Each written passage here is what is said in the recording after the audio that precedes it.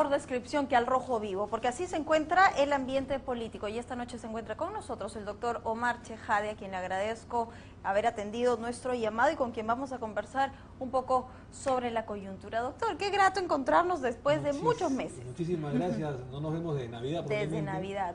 Y te agradezco bastante la invitación, sé que has tenido tu programa continuo estos días, estos meses, y que siempre te ha ido bastante bien porque lo haces verdaderamente excelente, así que te felicito. Gracias, doctor, gracias. Y parece ser que el ambiente no ha cambiado mucho desde diciembre. No. Las cosas siguen un poco crispadas y en este momento nos encontramos frente a una nueva moción de vacancia. Una vacancia que al inicio parecía ser solo iniciativa de la izquierda, pero hoy es una formalidad ya multipartidaria. Todos se están uniendo y han puesto nuevamente contra las cuerdas al presidente Pedro Pablo Kuczynski. Mira, te voy a hacer el mismo comentario que te hice, me parece que me has entrevistado después de Navidad, antes de Año Nuevo, ¿no? 27 o 28 de diciembre, si mal no recuerdo.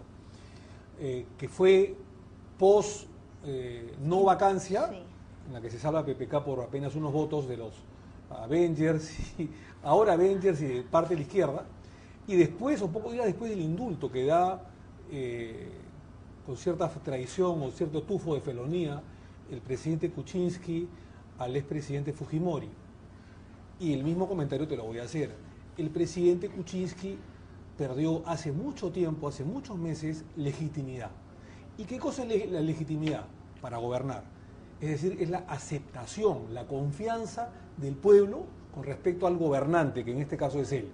Cuando el gobernante pierde legitimidad, aceptación, confianza con respecto a su pueblo que lo ha elegido, entonces lo único que le queda al gobernante es renunciar o dar un paso al costado, o en el caso del señor Kuczynski, la vacancia. No queda otra. ¿Por qué? Porque no puede gobernar. Solo el presidente está pensando en este momento, en esta hora, en este minuto, en este segundo, en salvar su pellejo, ¿no es cierto? Vive, duerme, sueña y trabaja para eso. Descuida sus naturales tareas funcionales, que es en este caso la de gobernar. Y por supuesto que el Perú está en vilo, es decir, no podemos tener un presidente, digamos, de la República que simplemente esté pensando en salvar su pellejo nuevamente. Por lo tanto, creo que si tú me hablas de lo que le conviene al país, creo que es la vacancia o la renuncia, que sería más elegante, del presidente de la República, porque además creo yo de que acá hay un tema de incapacidad moral permanente, ¿no? Sin sí, duda. Eso queda claro. Y esto nos hace ponernos en un escenario donde el protagonista de primera mano sería Martín Vizcarra. Sí. La pregunta es, doctor, en este momento todos están aferrados, todas las fuerzas políticas, el ciudadano a pie, todos están aferrados a que Martín Vizcarra pueda asumir la presidencia de la República. Se lo pregunto directamente, ¿por qué en este momento, cuando antes ha quedado también desacreditado moralmente por todo el escándalo de la adenda de Chinchero? Mira, yo creo que el tema de la adenda de Chincheros puede ser que haya un error político del señor Vizcarra. Yo dudo bastante que el señor Vizcarra se haya enriquecido con digamos, ese procedimiento. Yo creo que ha sido parte, pues, probablemente de una presión del propio jefe de Estado, que es el principal responsable de ello. En ese momento Vizcarra era ministro de Transportes y Comunicaciones, y en todo caso es probable que haya habido un error de percepción, que después fue salvado con la renuncia y la separación del cargo del propio Vizcarra. Pero al lado de Kuczynski, al lado de las acciones de Kuczynski, Vizcarra es un gloria inglesa, sí, ¿no es cierto? Y creo yo que es un personaje fresco, un personaje joven, relativamente joven, que ha hecho una buena gestión en la región Moquegua como gobernador y que le podría dar un aire de aceptación al país, a la estructura política que el día de hoy en el Congreso de la República, tan desgastada la imagen del presidente Kuczynski, y ese aire fresco podría hacer que el Perú pueda avanzar, pueda romper con esta desaceleración económica que existe ya durante muchos meses. La verdad que yo he conversado con muchos empresarios, Claudia, y muchos empresarios, por no decir la totalidad, están decepcionados, desilusionados con el presidente Kuczynski. Y también hay que decir que yo creo que se ajusta a reglamento y a la Constitución Política del Estado, digamos, que hay una asociación constitucional. Yo no sé por qué hay que alarmarse. Ahora, pero encuentro un límite precisamente en el presidente de la República de decir, bueno, yo me voy a aferrar al cargo, de vacarme, yo no voy a aceptar que nadie que está ni a mi derecha ni a mi izquierda, lo digo por Mercedes Arauz y por Martín Vizcarra, asuman el cargo. Pero eso es un absurdo, Claudia, porque la gente, más allá de lo que pueda parecer o no, elige a la fórmula, a la plancha presidencial, ¿no es cierto? Por algo hay una plancha presidencial con un candidato a la presidencia y 2 a la vicepresidencia, el primero y el segundo.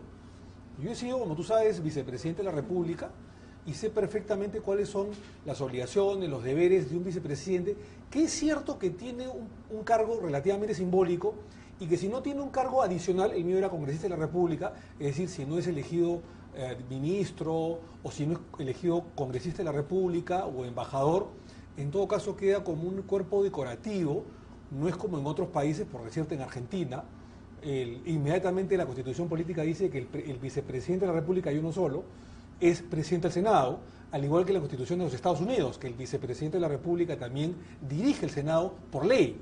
Acá no.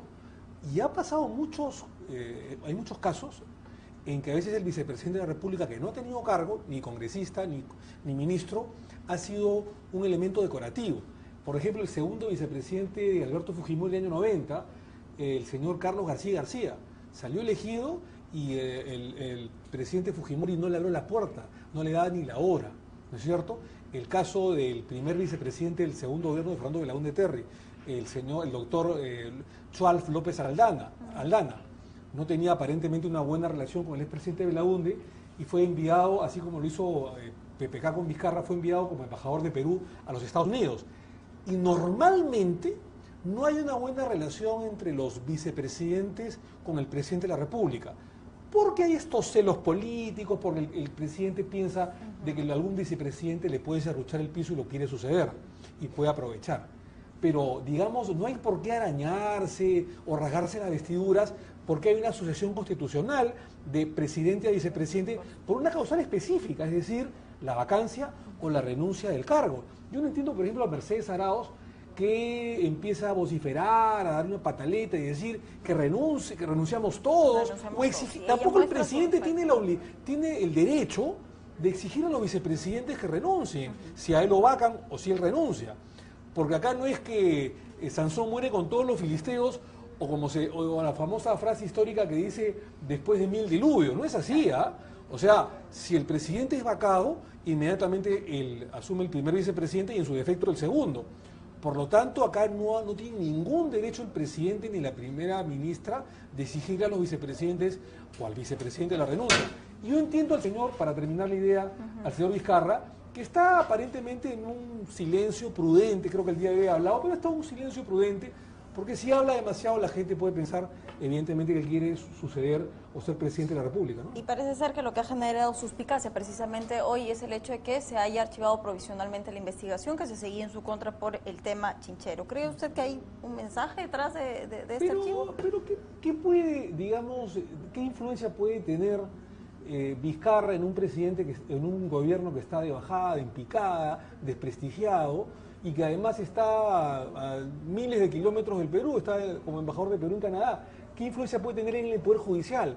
¿No es cierto? Ninguno. Entonces yo creo que la resolución en cuanto a la división de poderes que hay en el país, en el que es independiente y autónomo el Poder Judicial o el Ministerio Público, yo creo que no tiene ninguna injerencia Vizcarra en este caso, ¿no? Doctor, vamos a hacer un poco de matemática, porque parece ser que los resultados en esta moción de vacancia van a jugarse así, matemáticamente. Vale.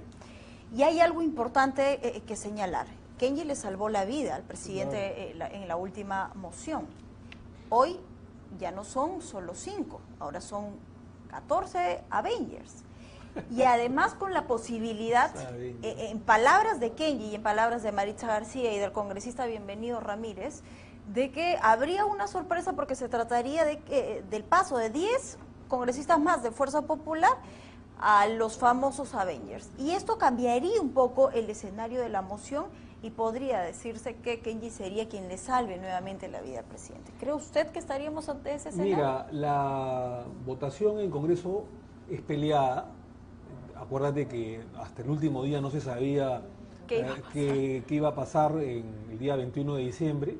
Aparentemente iba a proceder la vacancia, pero nadie sabía que el señor Kuczynski estaba negociando bajo la mesa el indulto para romper la bancada de Fuerza Popular y finalmente con algunos de la izquierda, digamos, ¿no? Pero bueno, ese tema ya pasó. Me da la impresión, si me apuras, según un cálculo, un pronóstico, una prognosis política, que el 90% de Fuerza Popular va a votar por la vacancia.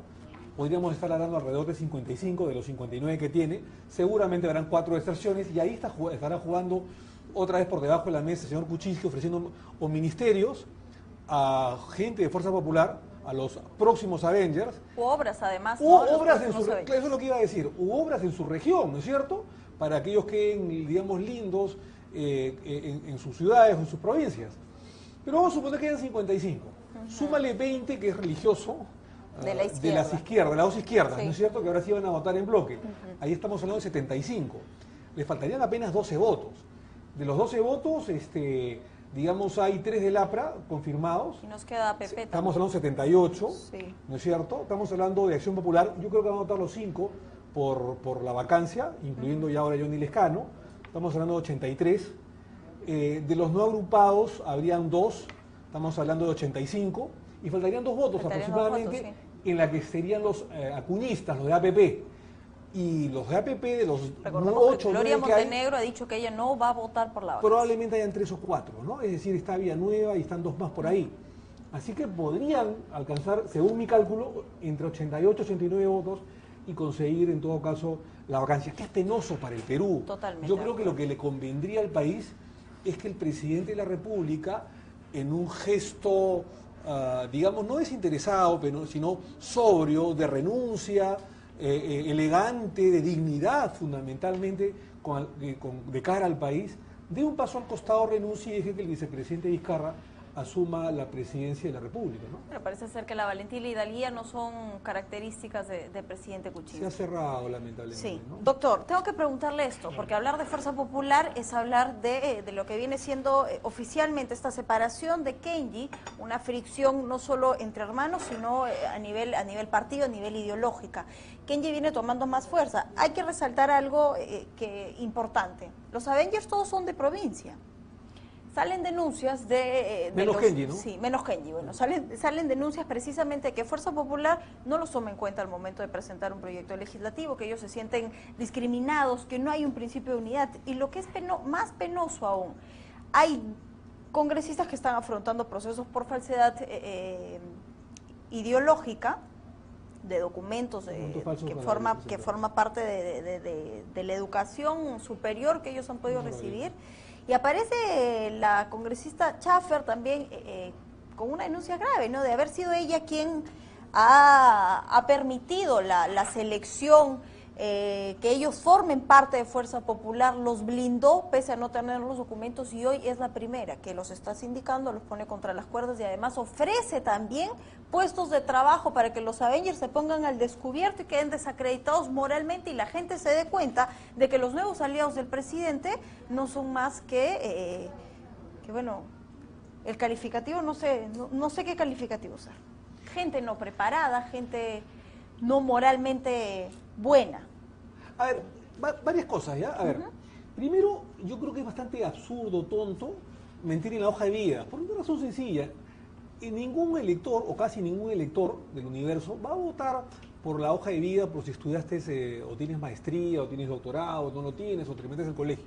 Porque nadie se fija en la hoja de vida, nadie se informa, casi nadie se informa en el expediente de la hoja de vida. Entonces, poner que estuviste en un colegio y estuviste en otro, terminaste o hiciste maestría en Francia, en España, en Argentina o en París, da lo mismo a que no lo hubieras hecho, porque finalmente, vuelvo a repetir, nadie se fija en eso. Entonces es un absurdo, porque acá no es un examen de grado, no estás compitiendo por mérito propio, académico, a un cargo político. Por lo tanto, es bien absurdo.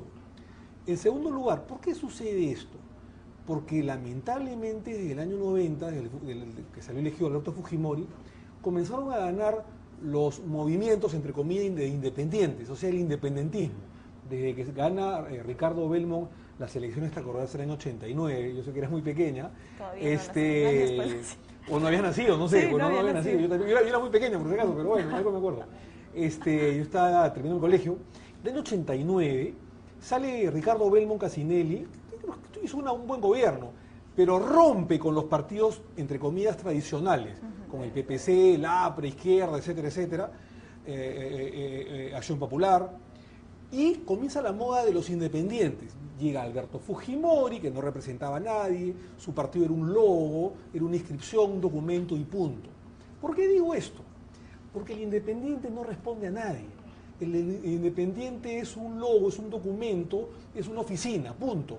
No hay una mística, no hay un proyecto, no hay una causa, no hay un orden, y entonces la política se comienza a relativizar, ¿no es cierto? No es lo de antes. Ojalá volviéramos a los partidos tradicionales de antes, en la que hubieran buenos cuadros partidarios como había antes, había buenos congresistas, había buenos senadores, ojalá vuelva la bicameralidad, vuelva el Senado, había buenos senadores, había buenos diputados, había una clase política dirigente medianamente culta hacia arriba. Yo me sacaba el sombrero, yo era niño, veía los debates de Luis Alberto Sánchez, de Enrique Hernández Ballesteros, de Vallerriestra, de Borea, en fin, de Polar Ugarteche, de Bobby Ramírez Villar, de Prado, de Jorge del Prado, de gente de nivel espectacular. Sí. Yo me quedaba viendo a los 14, 15 años en el colegio, y por eso me encantó la política y el derecho, esos debates en la Cámara de Diputados, en la Cámara de Senadores, cuando pasaban los debates parlamentarios. Ahora no es así, ¿no es cierto? Ahora es por insulto, se ha farandularizado, digamos, de alguna manera la política. Y es por eso que vienen los Avengers. O sea, la verdad es lo peor de la política. O sea, ¿desde cuándo, pues, los cómics entran a reinar con tips de dibujos animados la política? ¿No es cierto? En Munra, la verdad que yo ni sé qué son los Avengers, yo sé que son cómics, son dibujos animados, sí, son los héroes, no sé, creo que está el Capitán América o el Hombre Araña, no sé. Pero que esto entre a la política es la degradación pura. Y este señor, Kenji, que es muy simpático, he conversado con él, es una buena persona, pero creo que en política la verdad que está bastante perdido, ¿no es cierto? Entonces, que entre y que esté el día de hoy con 20% de intención de voto, la verdad que a mí me llama mucho la atención, porque estamos hablando que hay un electorado... La política esté liderada por Kenji Fujimori y sus Avengers. Estamos hablando de una política en la que está liderada por personajes que están por debajo de la media intelectual, política y académica, y donde tenemos un electorado, y hay que decirlo lamentablemente, en el que no se ha hecho docencia, o que está aburrida o decepcionada de los políticos por la corrupción, por la falta de valores, o por lo que fuese, o por los pocos resultados que hay, y entonces decide la alternativa de decir, bueno, los Avengers, los dibujos animados, el Capitán América, el Hombre Araña o los Cuatro Fantásticos. Entonces, creo yo que hay que recuperar la República para los peruanos. Y esto es una tarea que viene desde el colegio, desde la educación, Claudia. Eso es importante. A propósito que están cerca las elecciones municipales, que la gente pueda informarse un poco más para que seamos conscientes de a quién llevamos a la representación. Y mira que ahora tenemos más medios de comunicación que antes. Sí, claro. O sea, cuando te estoy hablando de los años 80, habían 4 o 5 canales de televisión abierta, no había cable, no había internet, no había teléfono celular, no había absolutamente nada. Entonces solamente habían 4 o 5 canales de televisión en ese momento nacionales. Y bueno, y las radios, las emisoras y los periódicos, pero digamos, ahora que hay un boom, una revolución de los medios de comunicación a nivel internacional, en un mundo globalizado, con el internet y todo ello, y con el Google, donde deberíamos tener mayor capacidad académica, mayores cuadros intelectuales, hemos retrocedido, ¿no es cierto? Fíjate que tú me preguntaste hace unos meses por el nivel educativo en el Perú, y en el examen PISA estamos prácticamente en la cola con Bolivia, o atrás de Bolivia, o cerca de Haití. Entonces, algo está pasando. Sí, algo está pasando, y eso responde también a que la política en el país está caracterizada por el poder adquisitivo. Quien puede formar parte de una campaña va. Los procesos de selección están cada vez menos rigurosos, y no solamente por quienes lideran una fuerza política, sino también a nivel Jurado Nacional de Elecciones. Mira tú que, por ejemplo, nosotros presentamos un proyecto de ley que fue aprobado en primera instancia en el Congreso, sancionando el transfugismo parlamentario. Por si acaso quienes dirán, pero sí, pero Chejade se fue. Sí, yo me fui porque fui uno de los disidentes contra Ollanta-Humala y Nadine Heredia por todas estas cosas que están saliendo a la luz, que yo, valga la inmodestia, ya había pronosticado incluso con un libro antes que acabe el gobierno, pero yo no me fui a ningún partido político, ¿eh? O sea, yo me quedé solo. El último año y medio yo me quedé solo. Me ofrecieron 6 partidos políticos o 6 bancadas irme a otras bancadas. Pero si yo era uno de los proyectantes de la ley contra el transfugismo, no podía hacer lo contrario de lo que estaba predicando y por lo tanto me quedé solo como un opositor en ese momento al gobierno porque sabía desde las entrañas del monstruo lo que estaba sucediendo y lo que ha acontecido el día de hoy. El día de hoy Ollanta y Benaín lamentablemente están presos, producto de sus errores, sus actos y sus ilícitos. Pero como te digo, yo creo que es todo un conjunto de cosas. Es decir, fortalecer el sistema institucional del país, fortalecer el Congreso de la República, los valores educativos en el colegio, los procesos electorales, fortalecer partidos y hacer una reforma institucional muy importante que lamentablemente se ha hecho muy poco, ¿no? Doctor, yo quiero aprovechar la oportunidad de usted que ha sido un hombre cerca del gobierno de Ollanta Humala. Nos ha quedado clarísimo que Jorge Barata ha dado datos importantes de este sistema de corrupción, pero hay algo que no queda, no cala aún en la opinión del ciudadano de a pie y es la muerte de Fasabi. ¿Cree usted que el expresidente de Ollanta Humala es un asesino? Mira, yo tengo sentimientos encontrados porque mi familia me dice que no hable sobre este tema. Te soy sincero, claro, te doy una confesión personal que se la transmito al público porque es un tema bastante delicado y tú sabes que pueden haber amenazas o vendetas contra las personas que denuncian esto, ¿no? Pero sin embargo yo ya lo dije, o sea, a mí no me consta, digamos, yo tengo los medios probatorios para poder, valga la redundancia, acreditar que fue asesinado por Palacio de Gobierno, por Nadine o por Ollanta.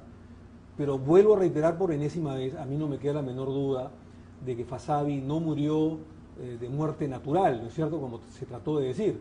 Yo estoy absolutamente convencido que Fasabi fue asesinado. Por todas las cosas que en ese momento se vivieron, ¿ya? Y te las resumo rápidamente. Mira, Fasabi es encontrado, ¿no es cierto?, después de algunos días en la morgue. El procedimiento protocolar de necropsia, todo eso fue violentado, el procedimiento legal fue violentado por Palacio de Gobierno.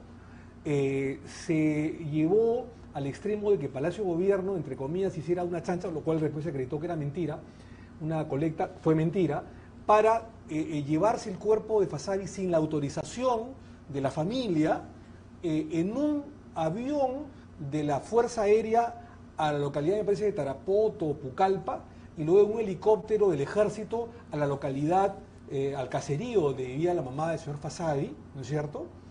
Cuando se le pregunta a Ollanta, a la familia de Nadine o a los íntimos, incluso salió hablando el ministro del Interior en ese momento, Pérez Guadalupe, sobre el señor Fasabi, se niega la cercanía de Fasabi con Ollanta Humala y Nadine Heredia. Cuando yo, por ejemplo, cuando era abogado de Humala, entre el 2008 al 2010, los 3 años, lo veía en el partido reiteradamente. ¿Por qué negarlo? ¿Por qué decir que era un mandadero de la cuadra? Entonces lo negó hasta el propio ministro del Interior.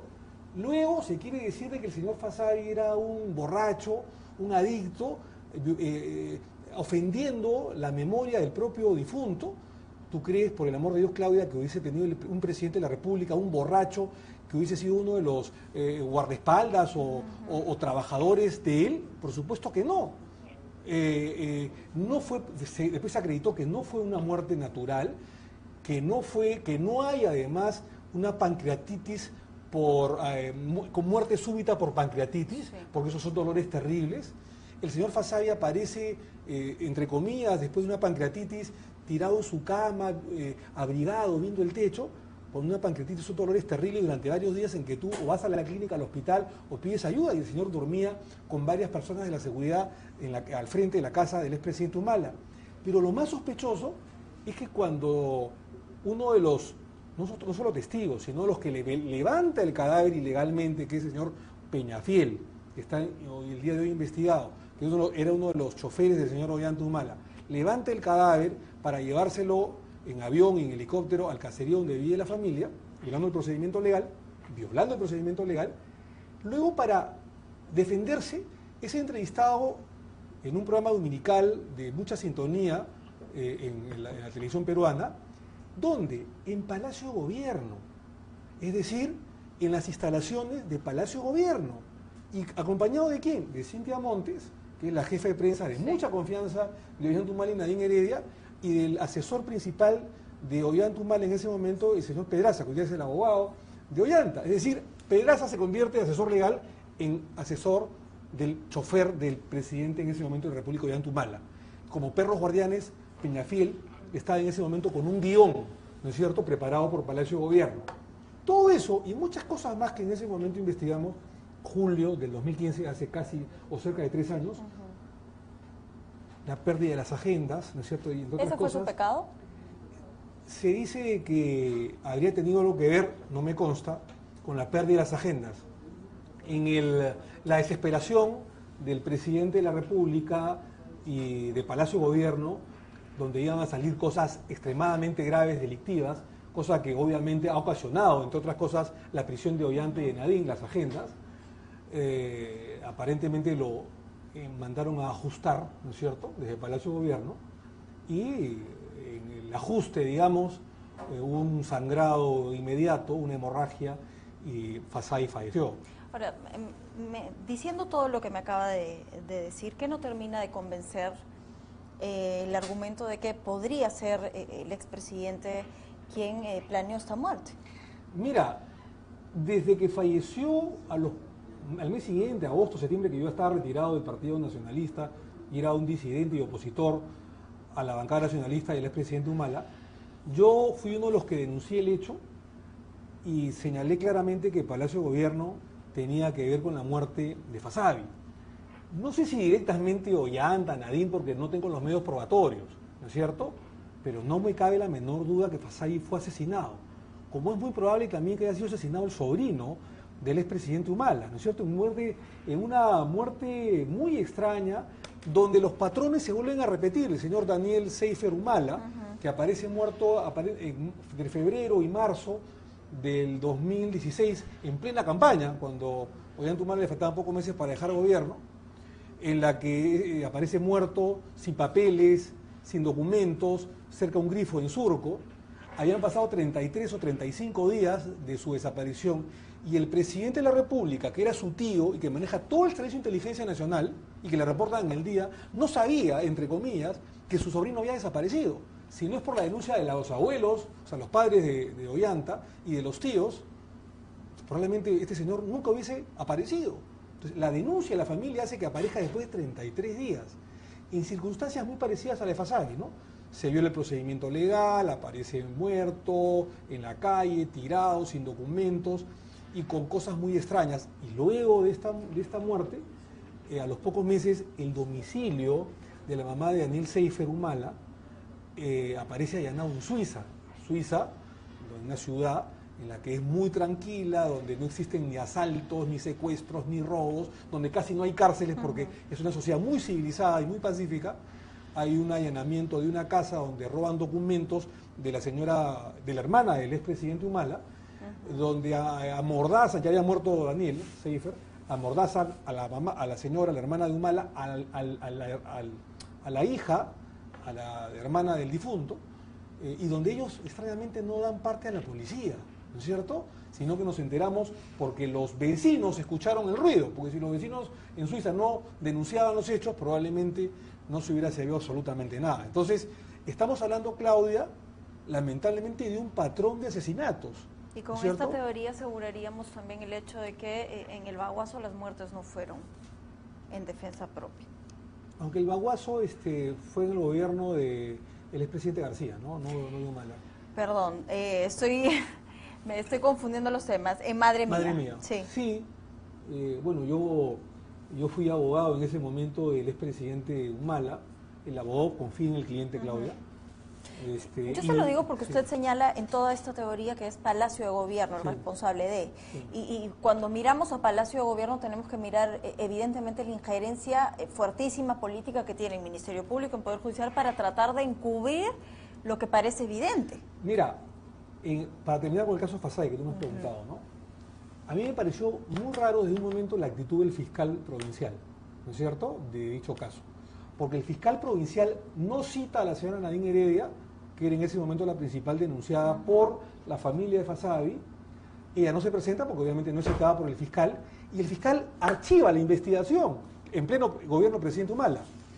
Cuando se interpone recurso de queja, que es un recurso impugnatorio de apelación, y va al fiscal superior, el fiscal superior contradice al fiscal provincial en cuanto al archivamiento, le ordena que revoque su resolución de archivamiento, su dictamen de archivamiento, y le ordena que reabra la investigación, y le llama la atención. Y ahí recién llama a Humala y a Heredia a testificar y a otros testigos. Incluso yo fui llamado, a pesar que no era testigo. Era un investigador, digamos, en ese momento con las facultades que me daba el ser parlamentario de la República. Y más me llama la atención, Claudia, es que el fiscal no haya exhumado el cadáver de Fasabi, a pesar de los pedidos de la familia del señor Emerson Fasabi. Y se ha negado reiteradamente a exhumar el cadáver.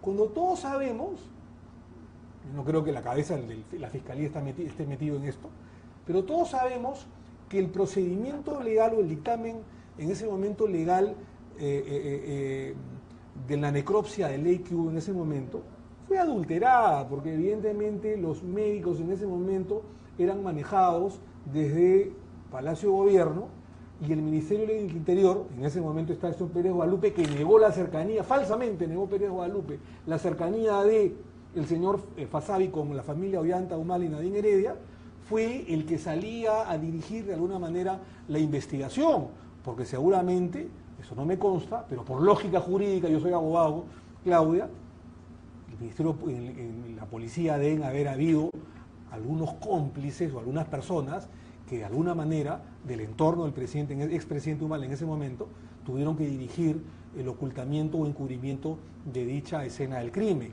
Y en eso está metido... ¿Tiene claro de quiénes podrían ser estas personas? No lo sé, yo creo que ahí hay no lo he leído, solamente lo que he visto en el periódico nada más, pero no lo he leído a profundidad, el dictamen de la comisión de Rolando Reatey y de Cerril, que era presidente de la comisión expresidente de la Comisión de Fiscalización o presidente de la Comisión de Fiscalización del Congreso, que emitió un dictamen en el que culpa a Ollanta Humala de encubrimiento, por lo menos, de la muerte de Fasabi, y donde explica que habría sido envenenado, que es una opción, sí, y que murió por mano ajena, y que hay una serie de hechos extraños que dan a entender que Fasabi fue asesinado como producto de la pérdida o sustracción de las agendas, ¿no? No nos consta que Fasabi haya robado o sustraído las agendas, ¿por qué en pero lo que se piensa se les indica es que ellos, como...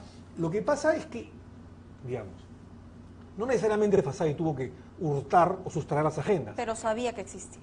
Sí, seguramente. Lo que pasa es que la pareja en ese momento, no digo presidencial, pues yo también guachajo, la pareja Humala Heredia pensaba en ese momento que uno de los que podía haber sustraído la agenda o sabía del tema era justamente Fasabi. Entonces Fasabi, habiendo sustraído las agendas o no, nunca lo sabremos porque ya falleció, que paz descanse, y nos da mucha pena. Fasabi no sabía en ese momento de que era un potencial sospechoso para la pareja Humala Heredia, y por eso finalmente la causa de su muerte y su asesinato, porque finalmente, repito, a mí no me cabe la menor duda que fue asesinado, fue ultimado por mano ajena, ¿no? Ahora, esta atribución al conocimiento y esta sustracción de las agendas era precisamente por la cercanía que tenía con Nadine Heredia. Él entró a trabajar, tengo entendido, el año 2008 más o menos, o 2009. Y yo lo veía cuando era abogado, yo iba mucho al Partido Nacionalista, a las oficinas de Ollanta Humala, a dirigir la defensa legal, que quedaba en ese momento en San Isidro, en la avenida Arequipa, te acordarás, al frente de la Embajada de Francia. Ahí quedan las oficinas de Ollanta Humala, y tenía sus oficinas Ollanta, tenía sus oficinas Nadine, yo defendía a los dos. Y digamos, yo no te digo 5, 6, 8 veces, pero puede ser una cantidad parecida, veía a este señor Fasabi rondar como una especie de seguridad, de persona muy cercana a la pareja Humala Heredia. Y después me entero que quien lo lleva al Partido Nacionalista y ser parte de la familia nacionalista, empleado de ellos, fue el famoso Chicho, es decir, el señor Amasifuen, ¿no es cierto?, que también está denunciado por otros hechos, ¿no?, por otros eventos. Amasifuen era un ex reservista que participó en la zona de Locumba el año 2000, que se consideraba como si fuese casi el hijo de Ollanta Humala, al que él decía incluso papá, ¿no es cierto?, y es el que lleva a Fasabi, que aparentemente también había sido un ex reservista cercano a Humala, a trabajar con los Humala Heredia al Partido Nacionalista en el 2008. Entonces yo lo he visto varias veces. Cuando sale su nombre, que habían asesinado a Fasadi o que había muerto Fasadi. Bueno, yo no sabía quién era Fasadi, por el apellido, por el nombre.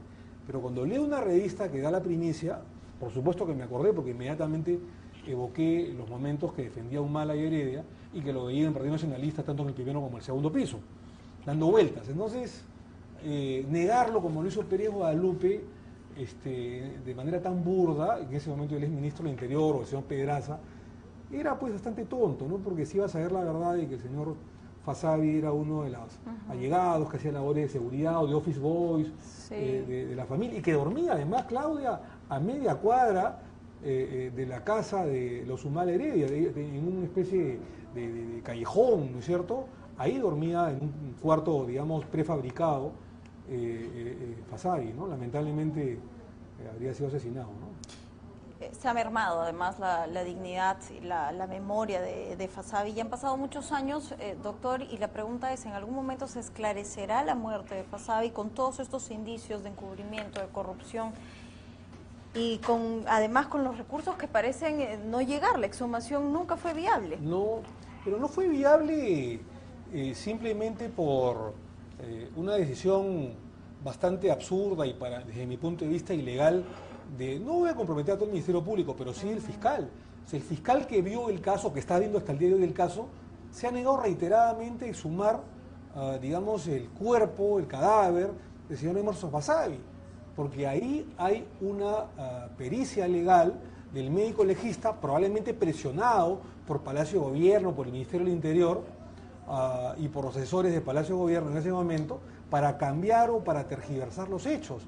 ¿No es cierto? Decir, yo no soy médico, no soy perito en medicina, pero he conversado con muchos especialistas, Claudia, que me han dicho que no existe muerte súbita por pancreatitis, porque la pancreatitis es peor que un parto, que son dolores interminables durante varios días, en la que el enfermo tiene que acudir a un centro hospitalario por lo menos o pedir ayuda. Entonces no puede ser una muerte súbita como un infarto que te mueres a los 5 o 10 minutos, por dolores que te vienen rápidamente y no te dan opción de pedir auxilio. Entonces está absolutamente descartado eso, y violar la memoria del finado y decir que era un borracho y un alcohólico y que tenía dañado el hígado y que por eso tenía dañado también el páncreas y había muerto de eso, la verdad que me parece bastante elocuente, ¿no? Responde esto a la inoperancia, por supuesto, del sistema judicial, Total. De nuestro mal sistema judicial. Y tengo que irme a otro tema, tocando precisamente esta inoperancia, esta falta de credibilidad del sistema judicial, a propósito de lo que ha sido este pliego interrogatorio de Jorge Barata estos 2 días. Ha quedado clarísimo y se pone nuevamente en la mesa de trabajo el hecho de que hay corrupción en el tema de los Ollanta Humala, Alejandro Toledo, pero lo que yo quiero preguntarle directamente, doctor, es el hecho de qué pasa en este pliego interrogatorio donde teníamos una oportunidad de oro, donde Hamilton Castro debió formar parte del mismo. ¿Un error judicial que nos va a costar en el proceso, cree usted? Mira, los errores, Claudia, se pagan, ¿no? Si el Ministerio Público ha omitido, digamos, participar, o algún fiscal ha omitido participar y preguntar por determinadas personas, es evidente que va a haber una consecuencia y los errores pasan factura, ¿no? Los errores o los horrores, digamos. No va a ser tan fácil otra vez reprogramar una declaración del señor Barata, o sea, no es que el Barata esté a la vuelta de la esquina y acepte a cada rato. Ahora, nos tiene en sus manos Barata porque él le pone condiciones también a este pliego, ¿no? Pidió no hablar del presidente Kuczynski, pidió no hablar de Alan García. Y si regresamos un poco más en el tiempo, nosotros le ponemos una reparación civil que parece ser que condiciona este pliego. Mira, las cosas se han hecho mal de plano, ¿no? Yo lo que creo es que Barata tampoco es la santa palabra, ni puede ser la Biblia. Pero si tenemos a Barata y al lado de Barata, de sus declaraciones, tenemos otros documentos, otros medios probatorios, otros indicios razonables, lo que se denomina una cadena de indicios, que concluye a un medio probatorio importante, entonces ya tenemos una prueba plena, una prueba eficaz que puede demostrar la culpabilidad o no de una determinada persona imputada o sindicada. Por lo tanto, esos dichos de Barata tendrán que ser confrontados con otros medios probatorios, pero es indudable, como sucedió con la señora Pinchi Pinchi en los años 2000, ¿te acordarás?, que la declaración de Barata es clave. No es la única prueba, tendrá que ser corroborada por otras, blindada por otras, pero la madre de todas las pruebas considero que es la declaración de Barata, que ha sido confirmada por Odebrecht, por los registros de entrada y salida de los dineros sucios, de la corrupción de Odebrecht, que estaban en esta oficina o departamento de estructura, de superestructura, que le decían la caja 2, ¿no? Y hay dos personas más, Susana de la Puente y Jaime Yoshiyama, quienes serían los nexos entre la recepción de dinero entre PPK y Keiko Fujimori. ¿Usted le cree al señor Yoshiyama? ¿Cree en su inocencia? Porque parece ser, bueno, sale del país, emite un documento con una fecha cambiada y eso genera más sospechas. Mira, Claudia, yo la verdad, te vuelvo a reiterar, no, si bien es cierto, no creo que Barata sea la Santa Biblia, ¿correcto? En la que esté toda la verdad ahí, absoluta y plena, pero yo sí le creo a Barata. Es decir, creo lo que ha dicho. ¿Cree que no ha dicho todo lo que tenía que decir? Pero creo al mismo tiempo que no ha dicho todo lo que tenía que decir. Yo estoy convencido que Barata se ha guardado algunas cosas o por estrategia o por no agravar más, digamos, la reparación civil o la indemnización que tiene que pagar Odebrecht, o probablemente por tratar de encubrir a otra gente. Pero de las indicaciones que él ha señalado, le creo absolutamente. No tiene por qué mentir y dar nombres cuando esto se va a saber que es contra. Una cosa es que no diga toda la verdad, es decir, que de 20 nombres de 10, ¿correcto? Porque de repente los otros 10 no les interesa o son algunos amigos suyos que no le quiere fallar. Y otra cosa es que mienta con respecto a esos 10 nombres u 8 nombres. ¿Está cogido a la colaboración eficaz? Claro, ¿no se perjudicaría, sí, Claudia, porque al mismo tiempo, ¿qué cosa? Barata se va a disparar a los pies, porque después, si se comprueba que esto no es cierto, él regresaría a la cárcel, ¿no es cierto? O estaría en la cárcel y complicaría a sus jefes, en este caso a Marcelo Odebrecht, que regresaría a la cárcel cuando el día de hoy tiene grilletes electrónicos y está en una detención, digamos, de oro domiciliaria en Brasil. Ha habido un acuerdo, o sea, a ver, lo que te quiero decir es lo siguiente. Las declaraciones de Odebrecht, o de Barata, o de Serra, o de todos los gerentes en Latinoamérica, no ha sido una decisión unilateral solamente de ellos, de decir la verdad, bueno, no, ha sido una decisión institucional, es decir, que el jefe, el mandamás de la empresa Odebrecht, que es Norberto Odebrecht, el papá de Marcelo Odebrecht, es decir, por salvaguardar el honor, la dignidad de la empresa, y para volver de alguna manera a reformularse y a reestructurarse, ¿no es cierto? Lo que ha hecho es, ha reunido a todos los gerentes de toda Latinoamérica y han dicho, bueno, vamos a decir la verdad, vamos a cogernos en Brasil a la delación premiada, lo que en el Perú y en otros países se llama la colaboración eficaz. Y hay que decir la verdad, primero para minorar la pena, segundo para no estar en la cárcel y tercero para salvar no solamente el honor, sino el dinero y las inversiones que tiene Odebrecht en el mundo. Entonces, claro, yo te pongo un ejemplo. A mí, si tú me das un poco de, digamos, de cuerda, te diré lo siguiente. Yo estoy convencido de que el señor Barata aportó $3 millones a la campaña del Partido Nacionalista, que yo creo que no entraron en la campaña, sino que entraron en los bolsillos de Nadine Heredia y eso nunca fue utilizado para campaña. Y fue en efectivo y constituye lavado de activos, por muchas cosas que hemos hablado, porque no se declaró, porque fue dinero en efectivo, por la forma de la inversión, etcétera, por muchas cosas. Y porque fue dinero de origen ilícito de la corrupción, fundamentalmente por eso, así configura el lavado de activos. Que, según la ley, está obligado a conocer o presumir, por lo menos, el que recibe el dinero de origen ilícito. Pero eso es una precoima, ¿no es cierto?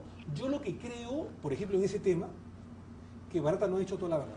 Ahora, ¿cómo yo creo que Barata, yo creo que Barata no ha dicho de que pagó una coima después de haber aportado en campaña esos $3 millones para ganar el gasoducto del sur.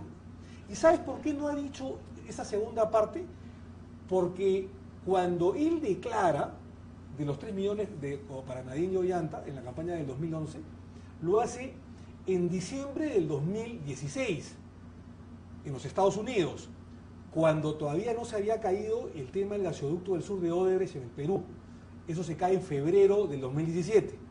Ante el escándalo se cae y PEPCA dice, con obviamente lógica razón, ya no va más Odebrecht en el gasoducto del sur. Entonces, Entonces, por eso es que Barata no dice toda la verdad. Y como ya había declarado en diciembre del 2016, tiene que continuar con esa tesis. Doctor, y precisamente antes, para poder cerrar esta idea, ¿cómo se delimita el hecho de lavado de activos, una coima, si Barata ha señalado que él no sabía, él desconocía que las entradas de dinero en nuestro país eran ilícitas?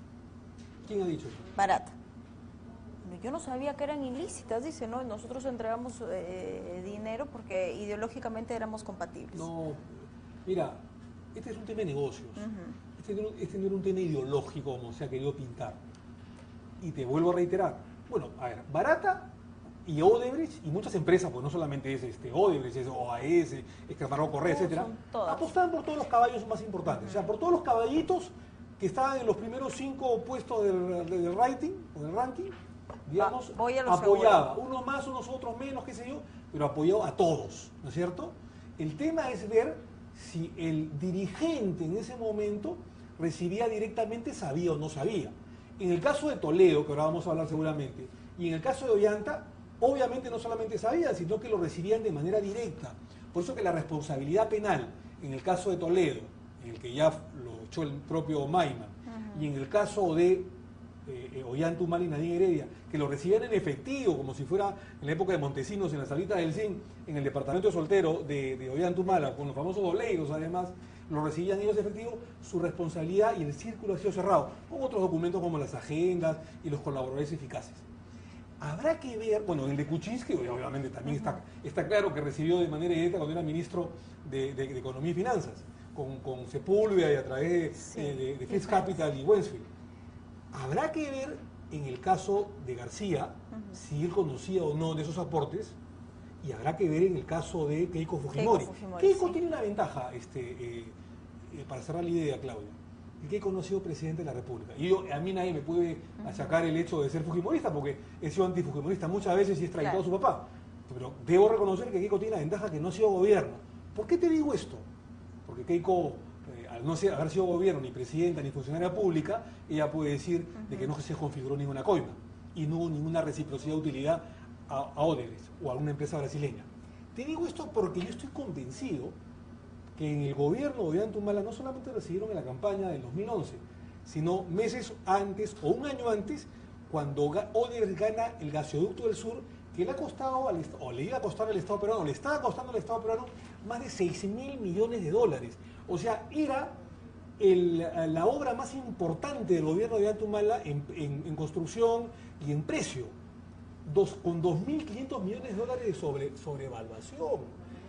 Y Nadine Heredia está acreditado que para que Odebrecht sea prácticamente el único postor y gane prácticamente de manera directa el gasoducto del sur, tuvo que recurrir a una serie de artimañas. Cambiar al ministro, acuérdate que pusieron al señor Mayor en ese momento, con una serie de problemas, cambiar a la gente de Proinversión, al presidente de Proinversión, de una serie de personas que iban a empujar para que Odebrecht gane el gasoducto del sur. Doctor, hablaríamos todo un programa, creo, porque son tantos expresidentes que están inmersos, pero quiero que me pueda resumir. Estamos ya ha cambiado la situación de Alejandro Toledo, ya se ha aprobado esta extradición. ¿Qué significa eso? Ha demorado muchísimo este cuadernillo de extradición, con muchos errores de por medio de parte del Ministerio y tal. Hoy el escenario ha cambiado. Sí. La gente se está preguntando cuándo va a regresar el presidente Alejandro Toledo, y quiero que pueda decirles que esto va a demorar aún un poco más, ¿no? Esto no es tan fácil, y lo voy a decir no porque se me ocurra, ya me quito aunque también he hablado como abogado, pero me voy a quitar totalmente la toga de político y ahora me pongo la toga de abogado, que es mi principal profesión y mi única profesión ahorita como abogado de hombre de leyes. A ver, yo soy además procurador anticorrupción, he sido jefe de extradiciones de la Procuraduría Anticorrupción, caso Fujimori y Montesinos, y nosotros nos encargamos de la extradición del señor Fujimori de Chile al Perú, que nos costó 2 años, casi 2 años, desde que pisó tierra sureña, tierra de Chile. Bueno, a ver, en primer lugar, ya se aprobó el cuadernillo de extradición en la Corte Suprema del Perú. Mañana sale probablemente la resolución en el peruano, y luego, ¿qué cosa es lo que falta? Este cuadernillo, este expediente, que son varios tomos, varios cuadernillos, van a tener que ser físicamente trasladados al Ministerio de Justicia, ¿no es cierto?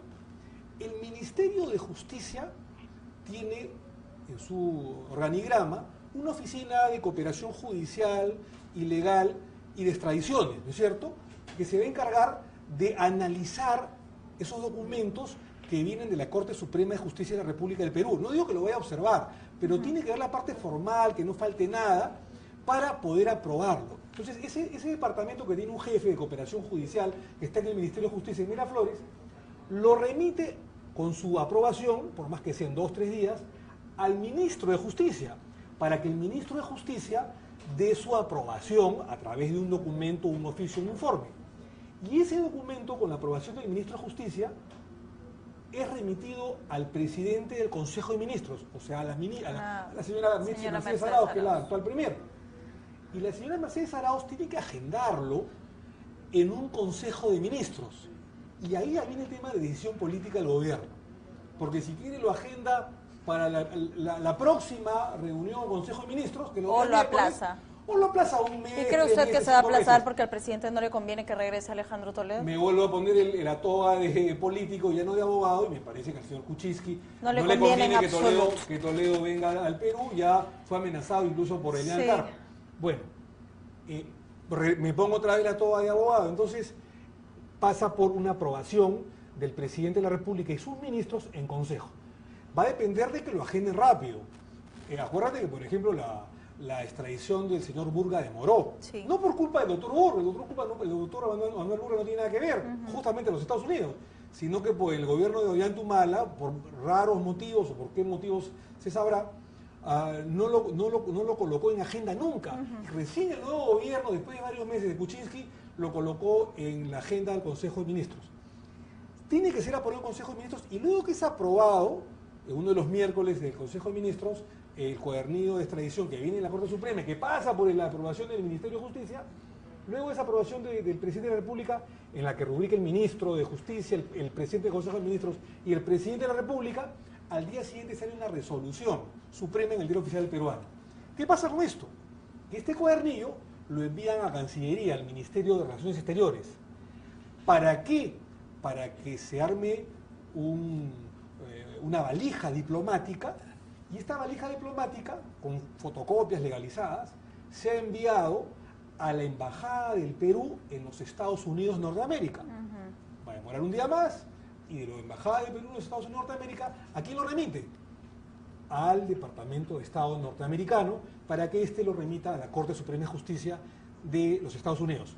Estamos hablando de semanas. Sí, claro. Y decisión política. Pero hay algo más que te quiero decir. Tiene que ser traducido este cuadernillo. Porque lo está pasando en Estados Unidos, no es la extradición de Fujimori, que estaba en Chile y se habla castellano. Tiene que ser traducido las miles de fojas o los cientos de tomos al idioma inglés. Más que claro, y a la opinión pública esto va a demorar un poco, y si de decisión política se trata, estamos en manos nuevamente del presidente Kuczynski. Perdóname, y 10 segundos. Y además va a depender de que el estudio de abogados que ha contratado el Perú en los Estados Unidos le ponga el punch necesario, que interponga todos los recursos legales y sus buenos oficios ante la Corte Suprema de Justicia de los Estados Unidos para que sea claro procedente y venga al Perú y que cumpla además con todos los requisitos extradicionales: la doble incriminación, que no haya cosa juzgada, que no sea delito prescrito, que no sea persecución política, que no sea delito político, y que los hechos por lo menos no sean probados, porque digamos el juez de los Estados Unidos no es un juez sentenciador, es un juez extraditor, pero por lo menos que se demuestre que existen indicios razonables de la culpabilidad de señor Toledo para que sea extraditado de Estados Unidos al Perú. Más claro imposible. Yo quiero agradecerle, doctor, su participación hoy con nosotros, y además el detalle que ha tenido de poder traerme este libro, Memorias de la Histórica Extradición, además, de Alberto Fujimori. Gracias siempre por el aprecio, por el cariño. Gracias, doctor. Gracias a ti, Claudia, gracias a todos. Y espero reencontrarnos en otra oportunidad, porque en definitiva esto va a seguir dando que hablar.